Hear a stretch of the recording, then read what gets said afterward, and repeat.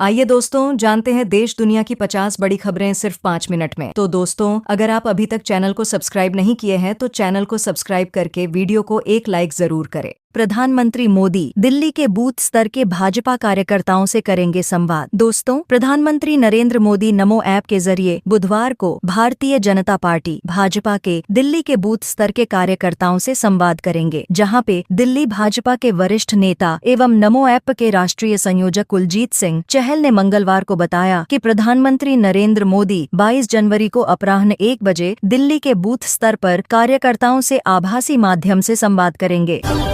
संगम से आज प्रदेश को तोहफा देंगे सीएम योगी और उसके बाद में कैबिनेट के साथ पावन स्नान करेंगे। प्रयागराज महाकुंभ में आज योगी कैबिनेट की बैठक होगी, जहां पे सीएम योगी की अध्यक्षता में होने वाली बैठक में प्रदेश को सौगात देने वाली कई योजनाओं और प्रस्तावों को मंजूरी दी जाएगी। इसके बाद पूरे मंत्रिमंडल के साथ सीएम योगी त्रिवेणी संगम की पावन धारा में आस्था की डुबकी लगाएंगे, जहाँ पे बैठक में सभी 55 मंत्री उपस्थित रहेंगे, जहाँ पे बैठक 12 बजे शुरू होगी और मंत्री परिषद की बैठक महाकुंभ नगर के अरैल स्थित त्रिवेणी पुष्प में होगी। जो मुख्यमंत्री योगी की अध्यक्षता में होने वाली बैठक में धर्म क्षेत्र एवं धर्म गलियारा समेत कई अहम प्रस्तावों पर मुहर लगने की उम्मीद है, जहां पे पूरा मंत्री परिषद संगम स्नान और पूजन भी करेगा।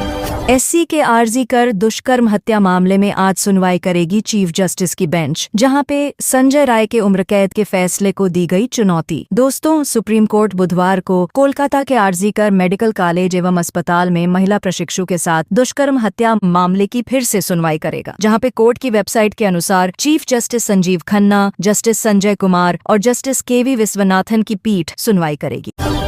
तुर्की के स्की रिसोर्ट के होटल में भीषण आग, जहां लगातार बढ़ रही मृतकों की संख्या अब तक 76 हो गई है। दोस्तों तुर्की के उत्तर पश्चिमी क्षेत्र स्थित एक स्की रिसोर्ट के होटल में मंगलवार को आग लगने की वजह से बड़ा हादसा हो गया। इस हादसे में कम से कम 76 लोगों की मौत हो गई, जिसके बाद गृह मंत्री अली येरलिकाया ने कहा कि मृतकों में से 45 की पहचान कर ली गई है, जबकि अन्य की पहचान के प्रयास जारी हैं। और उन्होंने कहा कि अधिकारियों ने इस घटना की जांच के तहत 9 लोगों को हिरासत में ले लिया है।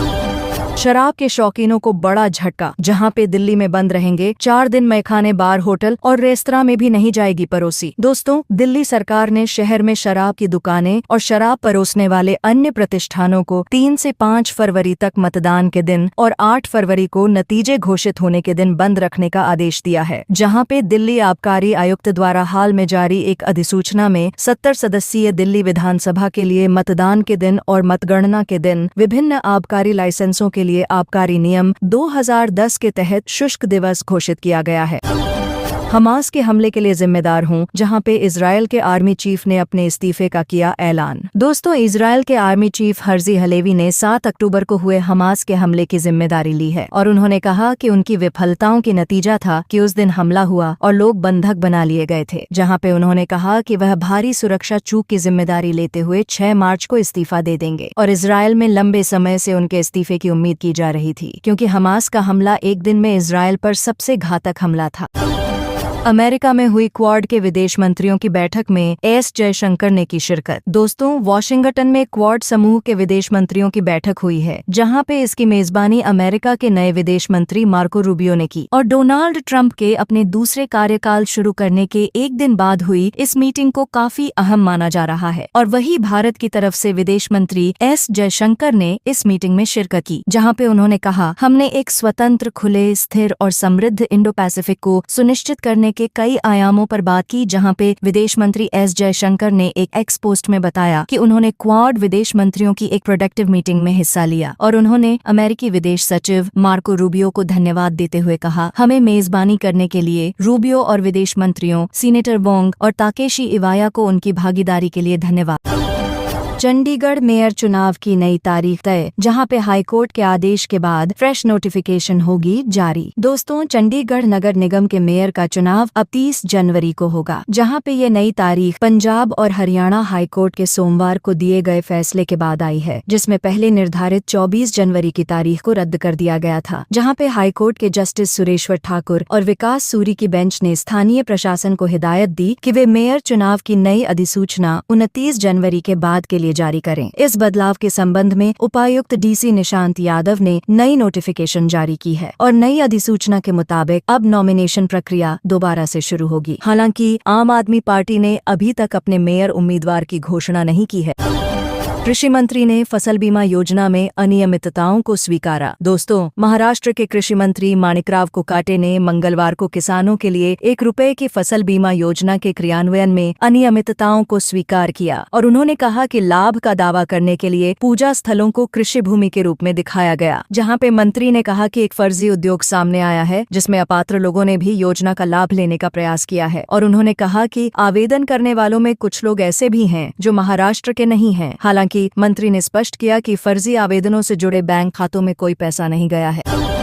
नागपुर कार हादसे में महिला की हुई मौत। दोस्तों, नागपुर के पास समृद्धि एक्सप्रेसवे पर मंगलवार सुबह एक कार डिवाइडर से टकरा गई, जहां पे इस हादसे में एक बुजुर्ग महिला की मौत हो गई, जबकि 6 अन्य लोग घायल हो गए। जहां पे पुलिस के अनुसार कार में सवार लोग एक शादी समारोह में शामिल होकर नागपुर से वाशिम लौट रहे थे, जहां पे मृतका की पहचान 67 वर्षीय आशा देवी रमेश चंद्र लाहोटी के रूप में हुई है, जबकि घायलों में वाशिम निवासी चालक रोहित लाहोटी जो 36 वर्ष के है और उनकी पत्नी तिलक जो 32 वर्ष की है और रोशन लाहोटी लातूर निवासी, विठल राठी अकोला निवासी दिनेश मालानी और उनकी पत्नी सुनीता शामिल हैं। जहां पे पुलिस ने बताया कि इन सभी घायलों का इलाज अखिल चुनाव प्रक्रिया को आसान बना रहे हैं मोबाइल ऐप सबके लिए होगा मददगार। दोस्तों, मतदाता सूची में नाम शामिल करने से लेकर चुनाव प्रबंधन तक के काम कई ऐप संभाल रहे हैं, जहां पे मतदाताओं के लिए मददगार होने के साथ साथ उम्मीदवारों और चुनाव से जुड़े अधिकारियों का काम ऐप आसान बना रहे हैं। जहां पे निर्वाचन कार्यालय से जुड़े अधिकारियों ने बताया कि चुनाव में मतदाता केंद्रों पर लगी लंबी लाइन की जानकारी भी मतदाता के पास होगी। इसके लिए पोर्टल और ऐप तैयार किया जा रहा है। इसके जरिए भीड़ भी नियंत्रित की जा सकेगी। वहीं कई ऐसे ऐप भी हैं जो मतदाता के साथ ही कर्मियों के लिए महत्वपूर्ण है।